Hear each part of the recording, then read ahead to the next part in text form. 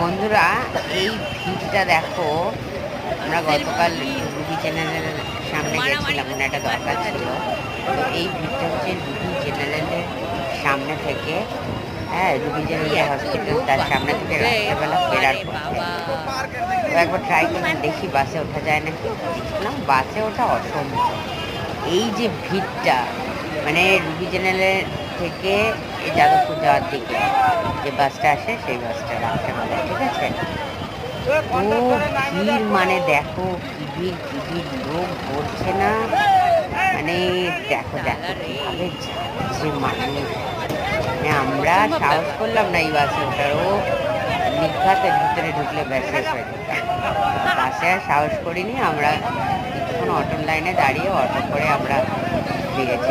এই হলো কলকাতার অটো করে ফিরে ভগবান, এরা কোথায় উঠবে? মারাত্মক ভিড়, মারাত্মক ভিড়। এখন তো খুব একটা ঘর থেকে বের হওয়ার না বলে বাসে ওঠার অভ্যাসটাই চলে গেছে। এরা হেঁটে যাবে। এই ভিড়ে তো চেপে একেবারে অবস্থা ই বাবা, কিভাবে যাচ্ছে